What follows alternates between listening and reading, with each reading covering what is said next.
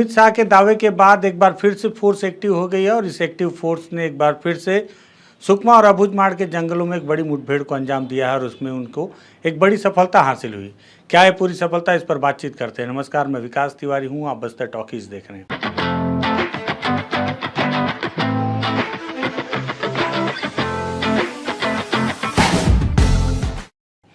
दरअसल केंद्रीय गृह मंत्री ने बीते दिनों एक बार फिर से दिल्ली से वो तारीख बताई। उन्होंने बताया कि 31 मार्च 2026 तक पूरे देश से माओवाद का सफाया केंद्र सरकार और राज्य सरकार मिलकर कर देगी। सारी सरकारें, चाहे फिर वो महाराष्ट्र की हो, तेलंगाना की हो, सभी सरकारें इस पर मिलजुल कर काम करेंगी और शायद यही वजह है कि तभी पूरे देश से सफाया करने का दावा केंद्रीय गृह मंत्री अमित शाह ने किया है। और जैसे ही केंद्रीय गृह मंत्री ने अमित शाह ने यह दावा किया कि माओवाद को 31 मार्च तक इस देश से समाप्त कर दिया जाएगा, अंतिम सलामी दे दी जाएगी, ये शब्द थे केंद्रीय गृह मंत्री के, तो उसके बाद से फिर से मुठभेड़ें शुरू हुई हैं और इस बार मुठभेड़ में अबूझमाड़ में फोर्स को एक बड़ी सफलता फिर से मिली है। बड़ी सफलता क्यों मिली है ये भी बताता हूँ आपको। और साथ ही साथ सुकमा में भी एक मुठभेड़ हुई है जिसमें 2 माओवादियों को मारा गया है और अबूझमाड़ में महाराष्ट्र के सीमावर्ती इलाके में 3 माओवादियों को मारा गया है। अबूझमाड़ की मुठभेड़ इसलिए बड़ी मानी जा रही है क्योंकि वहाँ जो वेपन मिले हैं और जो कैडर मारे गए हैं, जिनकी जो शिनाख्ती हुई है, उस शिनाख्ती के आधार पर अब तक माना जा रहा है कि ये बड़ी मुठभेड़ है और अभी तक फोर्स वापस लौट कर नहीं आई है। कल इस पर से पूरा पर्दा उठ पाएगा कि घटनास्थल पर क्या कुछ और मिला है, कितने बड़ी संख्या में माओवादियों की टीम थी और साथ ही साथ फोर्स कैसे उनसे काफ़ी लंबे समय तक लड़ी, कैसे अपने आप को सुरक्षित रखी और कैसे वहाँ से मारे गए माओवादियों के शव को बरामद करने के साथ उनके हथियार भी बरामद किए गए हैं।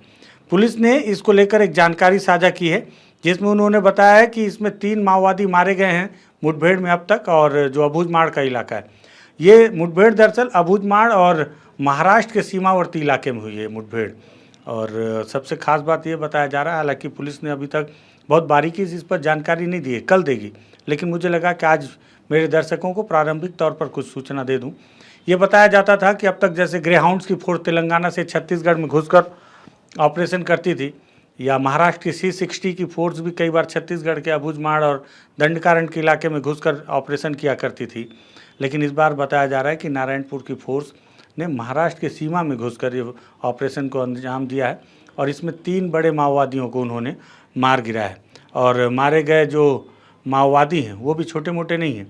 उसमें जो 2 पुरुष माओवादी हैं उनकी जो शिनाख्ती की गई है, इसमें DKSZC हैं, जिनका नाम रुपेश है, और साथ ही साथ DVCM है जगदीश, ये, और एक महिला माओवादी हैं जिनकी शिनाख्ती अभी नहीं हो पाई है और अभी फोर्स लौटकर मुख्यालय तक पहुंची नहीं है। पहुंचेगी तो फिर सरेंडर माओवादियों से उनकी पहचान भी की जाएगी। इसको लेकर जो नारायणपुर SP हैं प्रभात कुमार, उन्होंने एक प्रेस नोट जारी किया है। साथ ही साथ हमारी आज बस्तर IG सुंदरराज P से भी बातचीत हुई, उन्होंने भी इसको लेकर एक बयान दिया है, वो भी मैं आपको सुनाऊंगा। लेकिन उन्होंने बताया है कि ये मुठभेड़ जो है शाम 4 बजे और पुलिस और माओवादियों के बीच परसों ये मुठभेड़ हुई है और कल तक ये पूरी सूचना निकल कर आई है। और सोचिए कितने अंदरूनी इलाकों में मुठभेड़ हुई होगी कि परसों से मुठभेड़ हुई है और अभी तक फोर्स लौटकर आई नहीं है। हालांकि संपर्क लगातार मुख्यालय से फोर्स का हो रहा है और संपर्क के आधार पर ही ये जानकारी दी जा रही है कि सारे फोर्स के लोग जो हैं, जो जवान हैं, वो सुरक्षित हैं। अब इनाम कितना है इसमें, जो है कंपनी नंबर 10 के प्रभारी रहे DKSZC के जो रुपेश नाम जिनका बताया जा रहा है, उनके ऊपर 25 लाख रुपए का इनाम था। और वहीं जो DVCM रैंक के नक्सली हैं जिनका नाम जगदीश है, जो कि सबसे खास बात है कि मध्य प्रदेश के बालाघाट के निवासी हैं। देखिए अब तक तेलंगाना से, उड़ीसा से या आंध्र प्रदेश से, महाराष्ट्र के सक्रिय माओवादी दंडकारण्य में मारे जाते रहे, लेकिन बहुत दिनों के बाद मैं सुन रहा हूँ कि मध्य प्रदेश के बालाघाट के निवासी किसी माओवादी की मौत दंडकारण्य के इलाके में हुई है। इनके ऊपर 16 लाख रुपए का इनाम था, जगदीश इनका नाम है। वहीं जो रुपेश हैं, रुपेश के भाई से भी मैंने बातचीत की थोड़ी देर पहले फ़ोन पर, वो भी महाराष्ट्र के निवासी हैं और गढ़चिरौली ज़िले के दरअसल ये रुपेश जो है, जो कि 25 लाख रुपए के इनामी थे, ये गढ़चिरौली ज़िले के निवासी रहे और ये 2002 में इन्होंने संगठन को ज्वाइन किया और अभी जो है DKSZC का इन्होंने प्रभार संभाला हुआ था। जो तीसरी महिला मारी गई है उसकी पहचान जब डेड बॉडी लाई जाएगी उसके बाद ही किया जा सकता है। ये मुठभेड़ बड़ी क्यों है? ये मुठभेड़ इसलिए बड़ी है क्योंकि घटनास्थल से जो हथियार बरामद हुए हैं। दरअसल अभी तक पुलिस ने जो जानकारी दी है उस आधार पर घटनास्थल से एक AK-47, एक नग इंसास और एक नग SLR, ये 3 ऑटोमेटिक वेपन और एक 12 बोर बंदूक भी बरामद हुआ है और इसके साथ और भी भारी मात्रा में दैनिक उपयोगी सामान भी बरामद किए गए हैं। और साथ ही साथ विस्तृत जानकारी के लिए पुलिस ने कहा है कि कुछ समय और लगेगा, जब तक फोर्स लौटकर सुरक्षित वापस आ नहीं जाती तब तक पूरी जानकारियां नहीं दी जा सकती। उसके अलावा बस्तर आईजी सुंदरराज पी ने यह भी बताया कि प्रभावी कार्रवाई करने के उद्देश्य से स्थानीय जिला पुलिस बल DRG और केंद्रीय अर्धसैनिक बलों के द्वारा आपसी बेहतर तालमेल और रणनीति के साथ काम करने के परिणाम स्वरूप 2024 में अब तक जो है बस्तर संभाग अंतर्गत की जो सफलताएं मिली हैं उस आधार पर कुल 157 माओवादियों के शव बरामद किए गए हैं। 663 को गिरफ्तार किया गया है और वहीं 656 माओवादियों ने पुलिस के समक्ष आत्मसमर्पण किया है। और वहीं कल ये भी जानकारी मिली थी कि सुकमा जिले के चिंतलनार के इलाके में भी फोर्स की जो कोबरा की टीम है उनकी बटालियन की टीम से मुठभेड़ हुई, जिसमें 2 माओवादियों को उन्होंने चिंतावागू नदी के किनारे के इलाके में मार गिराया और साथ ही साथ लेकिन माओवादियों की टीम बड़ी थी ऐसा पुलिस के जवानों ने दावा किया और टीम बड़ी होने की वजह से जो 2 माओवादी मारे गए थे वो अपने मारे गए साथियों के शव और उनके हथियार लेकर वहां से बाहर निकलने में सफल हुए। लेकिन घटनास्थल से कुछ माओवादियों के सामान बरामद करने का दावा भी फोर्स ने उस इलाके में किया है। लेकिन सबसे महत्वपूर्ण जो मुठभेड़ है वो है अबुझमाड़ की मुठभेड़, क्योंकि इसमें बालाघाट और महाराष्ट्र के इलाके के 2 बड़े माओवादी लीडर DKSZC और DVCM जैसे पद के 16 लाख और 25 लाख की इनामी माओवादियों को एक बार फिर से फोर्स ने मार गिराया है। उनके हथियार रिकवर किए हैं। मैंने आपको पिछली रिपोर्ट में बताया था, आप अगर देख लेंगे पीछे जाके, कि माओवादियों ने जितने हथियार जवानों से लूटे हैं अब तक उसका 20% हिस्सा ही जवानों ने वापस रिकवर किया है और ये आंकड़े लगातार बढ़ने में जारी हैं। और सबसे खास बात यह है कि ये जो 20% हथियार अब तक रिकवर किए गए हैं उसमें सबसे बड़ी संख्या अभी छत्तीसगढ़ में इसी सरकार के समय के हैं।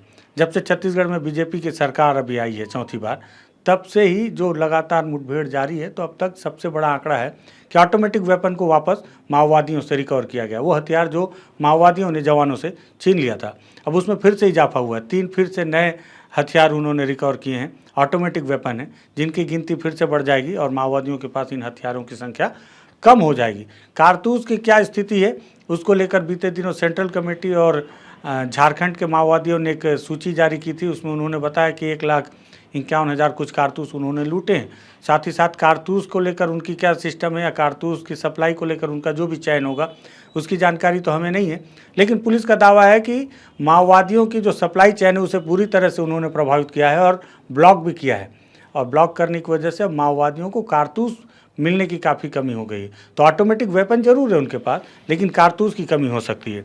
और कारतूस की कमी होने का एक और उदाहरण मिलता है, सशक्त उदाहरण, कि बीते दिनों अबुझमाड़ के मुठभेड़ में हमको माओवादियों के द्वारा लोहे के कारतूस बनाने के कुछ साक्ष्य मिले थे, जिसको बस्तर आईजी ने भी स्वीकार किया था कि लोहे के कारतूस हैं, लेकिन उनका उपयोग BGL दागने में किया जाता है, लेकिन उन्हें 12 बोर बंदूक में भी उसका इस्तेमाल किया जा सकता है। तो कारतूस की कमी है। 80% जो ऑटोमेटिक वेपन है वो लूटे गए हैं, उन्हें लगातार रिकवरी करने की दिशा में पुलिस बढ़ रही है। मुठभेड़ें चल रही हैं। बस्तर आईजी ने इसको लेकर एक बयान भी दिया है। बयान क्या दिया वो भी सुन लीजिए। वर्ष 2024 में मानसून का अवधि में भी लगातार नक्सलवादी अभियान संचालित किए जा रहे थे। उसके सिलसिला में विगत दिनों में नारायणपुर अबुझमाड़ क्षेत्र में और सुकमा इलाका में भी अभियान संचालित थे। अबुझमाड़ क्षेत्र में हुई मुठभेड़ में 3 माओवादियों का डेड बॉडी रिकवर किए गए थे। उसमें DKSZC कैडर वेंकटेश और DVCM जगदीश और अन्य एक महिला मौत जिसका शिनाख्ती अभी की जा रही। साथ में काफ़ी बड़ी संख्या में आर्म्स अम्युनिशन भी रिकवर किए गए थे। उल्लेखनीय है वर्ष 2024 में अब तक कुल 10 माओवादी कैडर जो सीनियर फॉर्मेशन का DKSZC से लेकर DVCM ACM तक जो बाहर के जो राज्य का रहने वाला है, छत्तीसगढ़ के बाहर के जैसा उड़ीसा का है, तेलंगाना है, महाराष्ट्र, मध्य प्रदेश, इन इलाके का रहने वाला माओवादी के कैडर का डेड बॉडी रिकवर किए गए थे। और उसी हिसाब से काफ़ी ग्रेडेड वेपन्स भी इस वर्ष में अधिक से अधिक संख्या में रिकवर किए गए थे। और सुकमा मुठभेड़ में अभी तक जानकारी मिल रहा था कम से कम 2 माओवादियों का इस मुठभेड़ में मारने का, लेकिन सुरक्षा बल द्वारा माओवादियों की डेड बॉडी रिकवर नहीं की पाया था। अभी लगातार सर्चिंग जारी है। सर्चिंग के उपरांत और स्पष्ट जानकारी हमको प्राप्त हो सकता है।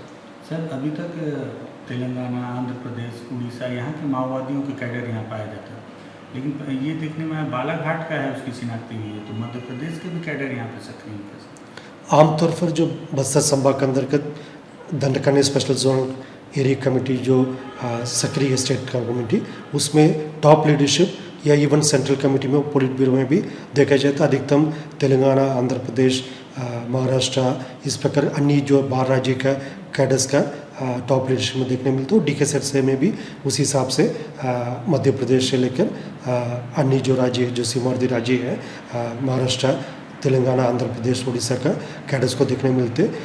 और हाल फिलहाल में वर्ष 2024 में जितना भी मुठभेड़ होते उसमें कुल 157 डेड बॉडी रिकवर की गए थे माओवादियों का। उनमें से 10 माओवादी डेड बॉडी ऐसा है जो बाहर राज्य के रहने वाला माओवादी कैडर्स का, DK, जोगन्ना, रणधीर, DVCM विनय, DVCM जगदीश, और अभी हाल फिलहाल में जो DK मेंबर वेंकटेश, इस प्रकार का जो बाहर के जो माओवादी कैडर का डेड बॉडी रिकवर किए गए थे। ये जो सुरक्षा बल धीरे धीरे जो अपना अभियान का जो स्वरूप जिस हिसाब से की जा रही है, उसी हिसाब से हमको ग्रेडेड वेपन्स के साथ साथ जो सीनियर माओवादी फॉर्मेशन तक हम पहुँचने में सफल हो रहा है। आने वाले समय में भी हमारी कोशिश रहेगी कि माओवादी के खिलाफ और प्रभावी कार्रवाई करते हुए उनके टॉप लीडरशिप को भी हम अंकुश लगाए, ताकि क्षेत्र में शांति व्यवस्था स्थापित करने के साथ साथ विकास कार्य को भी गति दे सकता है। सर, सुकमा में भी मुठभेड़ हुई, जैसे कल दिनांक को सुकमा और बीजापुर के सीमावर्ती इलाका करकनगुड़ा में मुठभेड़ हुई थी। उस मुठभेड़ में DRG और कोबरा जवान शामिल थे। मुठभेड़ के पश्चात इलाके का सर्चिंग के दौरान जैसा मिली साक्षी सबूत के अनुसार कम से कम 2 माओवादी कैडर उस मुठभेड़ में मारे गए थे, लेकिन माओवादी अपना साथी डेड बॉडी को ले जाने में सफल हो गए थे, इसलिए हम रिकवर नहीं कर पाए थे। आसपास इलाके में भी सर्चिंग जारी है और उनके उपयोग किए गए थे आर्म्स एम्युनिशन और अन्य सामग्री रिकवर की गए थे घटनास्थल से, और आसपास इलाके में और आगे सर्चिंग में स्पष्ट जानकारी मिल सकता है। तो सुना आपने कि बस्तर IG ने किस तरह से बताया कि जो मुठभेड़ हुई है उसको लेकर विधिवत जानकारी तो कल दी जाएगी। प्रारंभिक तौर पर उन्होंने बताया कि किस तरह से मुठभेड़ हुई है और क्या कुछ सफलताएं मिली हैं, और साथ ही साथ हमने बस्तर IG से भी पूछा कि जो केंद्रीय गृह मंत्री अमित शाह ने जो दावा किया है कि 31 मार्च 2026 तक क्या वाकई देश से माओवाद समाप्त हो जाएगा, तो उसको लेकर बस्तर IG भी आश्वस्त नजर आए। उन्होंने कहा कि अब ये लड़ाई अपने क्लाइमैक्स के दौर पर चल रही है, अपने अंतिम समय पे चल रही है, ऐसा दावा बस्तर IG ने किया है।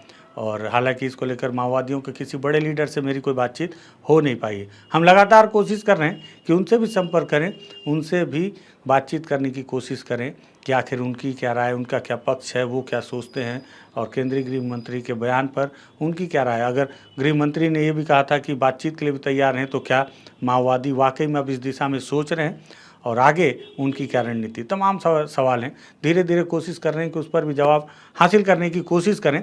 लेकिन फिलहाल एक बड़ी मुठभेड़ हुई, बड़ी सफलता पुलिस को मिली है, क्योंकि हथियार बड़े मिले हैं और जो कैडर हैं वो भी बड़े मिले हैं। बस्तर IG ने खुद अपने बयान बताया कि कितनी संख्या हो गई है, 10 से ज़्यादा संख्या हो गई है बीते दिनों के लगातार मुठभेड़ में, जिसमें बाहरी जो कैडर हैं उन्हें मार गिराया गया है। ये सारी जानकारियाँ थी, महत्वपूर्ण थी, इसलिए इस वीडियो को तैयार किया गया। वीडियो महत्वपूर्ण लगा हो तो आप भी शेयर कीजिएगा। बस्तर टॉकीज को सब्सक्राइब कीजिएगा। धन्यवाद।